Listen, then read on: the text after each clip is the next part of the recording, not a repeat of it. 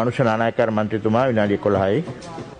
බොහොම ස්තුතියි ගරු නියෝජ්‍ය කතානායකතුමනි මම ඉල්ලීමක් කරා මේ කතාව කරද්දී සරත් වීරසේකර අමාත්‍යවරයාට මේ ස්ථානයේ ඉන්න කියලා. හැබැයි එතුමා මම මේ නම කියවනකොටම මේ දොරෙන් ඇරලගා එළියට යන්න ගියා. මම එතුමාට කියනවා එහෙනවනම් ටක් ගාලා එන්න කියලා. මම ඊට කලින් එතුමාගේ කතාවට එන්න ඉස්සෙල්ලා මේ අපේ අජිත් නිවාන් කබ්‍රාල් මැතිතුමා මහා භාණ්ඩාගාරයේ අධිපතිවරයා විදියට අවුරුදු 9ක් හිටියා. මහ බැංකුවේ අධිපතිවරයා විදියට අවුරුදු 9ක් හිටියා කියලා බොහොම ආඩම්බරෙන් කිව්වා. ඔබතුමාගේ ආඩම්බරකාර කාලේ මතක් වෙනකොට මතක් වෙන්නේ අර්ථසාධක අරමුදලේ තිවිච්ච සල්ලි වලට මොකද වුනේ කියලා. ඒ කාලේ මතක් වෙන්නේ ඒ සල්ලි එක එක විදියට සූදු කරන්න ගිහිල්ලා පම්පින් ඇන්ඩ් ඩම්පින් කරන්න ගිහිල්ලා කොච්චර අර්ථසාධක අරමුදලට හානි වුණාද කියන එක. ඒ විතරක් නෙවෙයි ග්‍රීක් බැඳුම් කරවලින් කොච්චර හානි වුණාද කියන එක.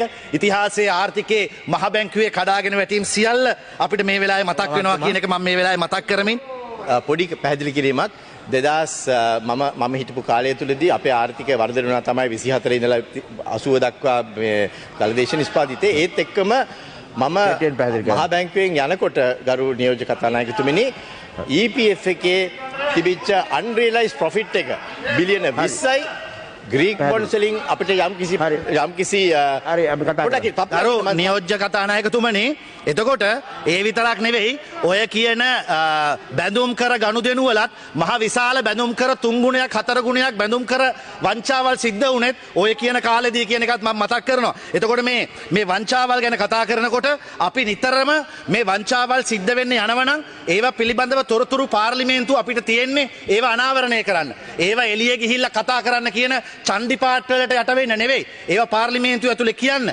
එදා මම පාර්ලිමේන්තුවේදී මේ කතා කිව්වයින් පස්සේ ගරු නියෝජ්‍ය කතානායකතුමනි හබරාදුව සහ අහංගම පොලිසි දෙකට කතා කරලා මනුෂ්‍ය නායකකාරගේ පෙරවැරදි මොනවද? නඩු තියෙන්නේ මොනවද? ඒවල මගේ පරණ රියදුරෙකුටත් කතා කරලා පොලිසියෙන් කතා කරලා අහනවා වාහනේ පැද්දේ මනුෂ්‍යමද? වාහනේ කාගේද? ආයිත් නඩුවක් පටලවන්න පුළුවන්. වටපිටාව පරීක්ෂා කරා කොහොමද මාව අත්අඩංගුවට ගන්න පුළුවන් වෙන්නේ කියලා. ඊටත් කලින් CID එකටත් උපදෙස් දීලා තිබුණා මාව මොන ක්‍රමයකට හරි අත්අඩංගුවට ගන්න කියලා. හැබැයි මේ අපි පාර්ලිමේන්තුවේ කරුණු එලිදරව් කරාම අපිව අත්අඩංගුවට ගන්න හදනවා නම් මොකද්ද මේ පාර්ලිමේන්තු ප්‍රජාතන්ත්‍රවාදය? මොකද්ද මේ අපේ රටේ තියෙන නිදහස? ඒක මම මුලින්ම මතක් කරනවා. එතකොට එතුමාගේ කතාවේදී කිව්වා මම සාවද්‍ය කරුණක් ඉදිරිපත් කරා කියලා. එතුමා කිව්වා එතුමාගේ උපදේශක ජ්‍යෙෂ්ඨ උපදේශක අරුණ මිස්සක අමරසේකර මහතා යතෝක්ත සමාගමේ සමාජිකයෙක් නොවන බව මේ සර්ච් එක කරේ ජුලයි මාසේ 13 වෙනිදා 2021 ඒකේ තියෙනවා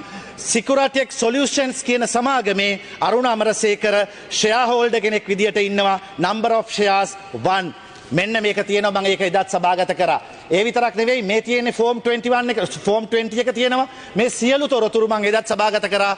ඔහු මේ සමාගමේ අධ්‍යක්ෂක මණ්ඩල සමාජිකයෙක් අද දවසේදී එතුමා මේ පාර්ලිමේන්තුව නොමග යවන්න උත්සාහ කරා. එතුමා කිව්වා මම නම් කියපු කම්පැනි නෙවෙයි කියලා. සිකුරටෙක් එකේ නෙවෙයි කියලා. සිකුරටෙක් විතරක් නෙවෙයි මේ ධනවර්ධන කියන පුද්ගලයා සතුව මේ group of companies Securatech Lanka Private Limited mother company එක ඊට පස්සේ Securatech Solutions Securatech Engineering Securatech International Securatech Paradise Private Limited ගොඩක් මේ වගේ company රාශියක් මේ සමාගම සතුව තියෙනවා. එතකොට ඒ සමාගමේ එක කොටස්කාරයෙක් විදියට තමයි ඔහුව වුණේ. එතකොට මේ සමාගම මේ ධනවර්ධන කියන පුද්ගලයාට අයත් සමාගම. එතකොට ඔහු කිව්වා මේ ලලීන්ද්‍ර ධර්ම මේ කවුද මෙයා මේ ජේම්ස් කියන පුද්ගලයා ICT එකෙන් දාපු පුද්ගලයා ඔහු ඉතාමත්ම ස්වාධීන කමිටුවක් දාලා තියෙන්නේ. ඒ ස්වාධීන කමිටුවේ කෙවින් නමීන්ද්‍ර ජේම්ස් කියන පුද්ගලයා මේ සමාගමට කිසිම සම්බන්ධයක් නැහැ කියලා මම එදා සභාගත කරා.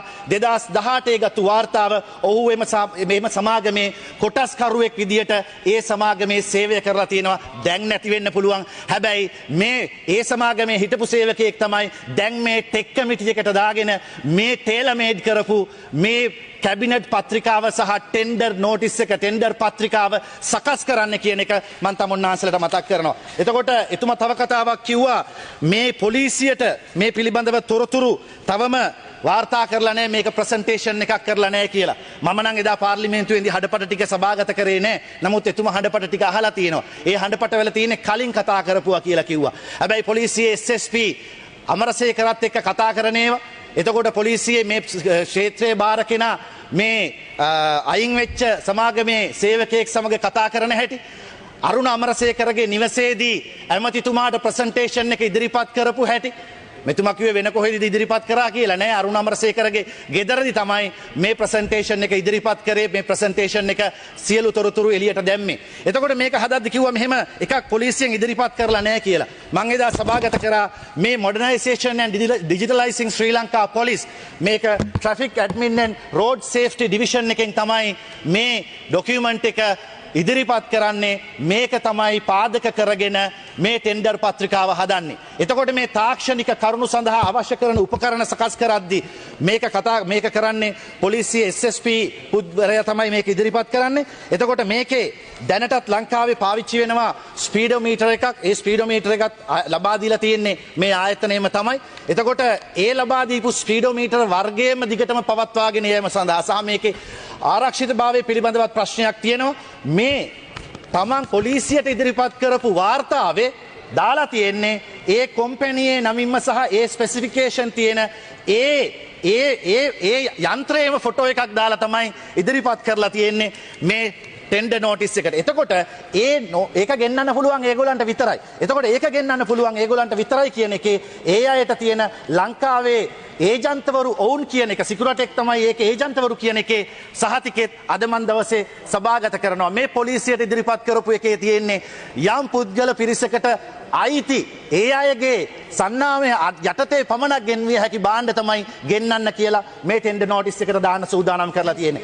ඊට පස්සේ මේ handheld radio LTE mission critical push to talk එක, ඒ කියන්නේ walkie talkie system එක, මේ අත්ගමන් යන්ත්‍ර ටික මේක ලබා දීම සඳහා මේ යන්ත්‍ර අවශ්‍යයි කියලා පොලිසියේ SSP වරයා සහ මේ අරුණ අමරසේකරලා එකතු වෙලා හදපු වාර්තාවට දාලා තියෙන්නේ ඒ කොම්පැනියත් අයිති වෙන්නේ ඒ සමාගමටමයි කියන එක මෙන්න ආරක්ෂක අමාත්‍යාංශයේ මගින් ඉදිරිපත් කරපු ලිපිය එම ආයතනයට ලංකාවේ නියෝජිතයන් වශයෙන් පිළිගත්තු ලේඛනයත් මම අද දවසේදී සභාගත කරනවා. ඒ විතරක් නෙවෙයි අර මද්‍රව්‍ය සහ මත්පැන් පානය කරාම අල්ලා ගන්න ඒ අර බෙටලයිසර් කියන උපකරණය ඒ උපකරණ ලබා ගැනීම සඳහා මේකට දාලා තියෙන මෙන්න මේ උපකරණය තමයි අපිට ගන්න ඕනේ කියලා ඒක ගන්න ඕනේ කියලා දානකොට ඒ උපකරණය මේ සමාගම විසින්ම ලංකාවට ගෙන්වීම සඳහා නියෝජිතත්වය ලබාගත්තු එක කියන එක මේ තොරතුරු මම මේ වෙලාවේ සභාගත කරනවා. එතකොට මේ කරලා තියෙන්නේ මොකක්ද?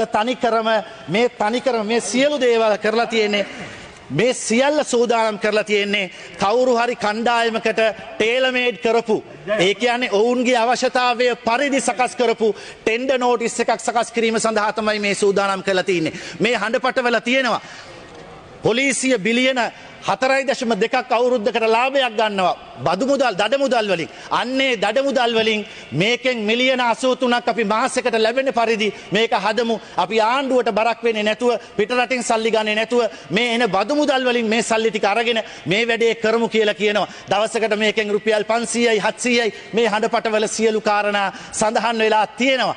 ඒකයි ලැජ්ජා වෙලා තියෙන්නේ මේ කාරණා පිළිබඳව. විනාඩි දෙකක් තියෙනවා. හරි. එතකොට මෙහෙම මේ වැරද්ද සිද්ධ වෙන්නේ අපි මේ පොලිසිය ඩිජිටලයිස් කිරීමට අපිට කිසිම විරුද්ධත්වයක් නැහැ. පොලිසියේ සේවකයන්ට අවශ්‍ය පහසුකම් ලබා දෙන්න ඕනි. බටා එක දෙන්න ඕනි. පොලිසිය නිලධාරීන්ට සලකන්න තියෙනවා. මේ පොලිසිය නිලධාරීන්ට සලකන්න මේව කරන්න ඒ අයට ඒ ශරීරයේ ගහන කැමර එකක් දෙන්න ඕනි. වෝකි ටෝකි එකක් දෙන්න ඕනි. මේ සියල්ල තාක්ෂණීය කිරීම සම්බන්ධයෙන් අපේ කිසිදු ගැටලුවක් නැහැ. ප්‍රශ්නේ තියෙන්නේ මේ උපකරණ ලබා ගැනීමට පොලිසියේ මහජනතාව දඩ ගෙවන බදු ගෙවන මුදල් වලින් මේ සල්ලි අරගෙන යම්කිසි කූට ව්‍යාපාරිකයෝ පිරිසක් සංතර්පණය කිරීම සඳහා ඇමතිතුමා දැනුවත්ව හෝ නොදැනුවත්ව ඉඩ සලසලා තියෙනවා කියන එක මං එදා කිව්වා. හැබැයි අද දවසේදී ඇමතිතුමා අද මේ කරපු ප්‍රකාශයත් එක්ක සහ මට ඒ පිළිබඳව පාර්ලිමේන්තුවේ කතා කරන්න ඉඩ නොදීම නිසා මට කියන්න සිද්ධ වෙනවා ඇමතිතුමා දැනුවත්ව තමයි මේ සියල්ල සිද්ධ කරලා තියෙන්නේ කියන එක. එහෙම නෙවෙයි නම් මේ තත්ත්වය එළි දක්වන්න එතුමාට ඉඩ කඩ තිබුණා. ඇයි මගේ කට වැහුවේ මගේ ඒ වෙලාවේ තොරතුරු ටික එළියට එන නිසා මේ තොරතුරු ටික එතුමා අද දවසේදී පාර්ලිමේන්තුවේදී කියපු සම්පූර්ණ කතාව සත්‍යයෙන් තොර පාර්ලිමේන්තුව නොමග යවන සුළු ප්‍රකාශයක් කියන එක මම මේ වෙලාවේ සඳහන් කරනවා. මට කනගාටුයි එතුමාගේ අමාත්‍යාංශ දෙකක් ගලවලා තියෙනවා. වියත් මගෙන් තමයි මේ ආණ්ඩුව නඩුව ඉස්සරහට ගෙන ආවේ 225ම එපා අලුත් කට්ටියක් ගේමු 225ට වඩා වෙනස් වියත් මගේ කට්ටිය තමයි ගේන්නේ කියලා වියත් මගේ සභාපතිවරයා විදියට තමයි කොළඹ දිස්ත්‍රික්කයේ වැඩිම ඡන්ද අරගෙන එතුමා ආවේ මම එතුමාට දේශප්‍රේමියෙක් විදියට බොහොමත්ම කැමතියි හැබැයි අපේ යුද්ධයට සම්බන්ධ වෙච්ච පුද්ගලයෙක් විදියට හැබැයි යුද්ධයට සම්බන්ධ වෙච්ච පුද්ගලයෙක් විදියට ආනන්දිය පුතෙක් විදියට මේ වගේ හොරකම් වෙන දේවල් බලාගෙන තමන්ගේ කන්සල්ටන්ට් විදියට තමන්ගේ වටේ හොරු නඩයක් තියාගෙන ඉන්නවනම් මේකද මේ කියපු සෞභාග්‍යයේ දැක්ම කියලා අහනවා. හැබැයි අපිට පුදුම වෙන්න දෙයක් නැහැ. අද ග්‍රීක බඳුන් කරවලටත් මේ හැම එකටම සම්බන්ධ කබ්ගාල් මහත්තයාත් නිදහසේ ඉන්නකොට නඩු නාටකින් සරණලාල් නිදහස් වෙනකොට අල්ලස් වලින් තවත් සරණ ගුණවර්ධන තවත් කට්ටිය මෙහෙම නඩු වලින් නිදහස් වෙනකොට මේක අරුමයක් නැහැ. ඒ වගේම ආයුධ එකට ගැටිලා ආයුධවල අංක මැකෙනකොට ඒ වගේම දිල්රුක්ෂි ඩයස්ගේ හඬපට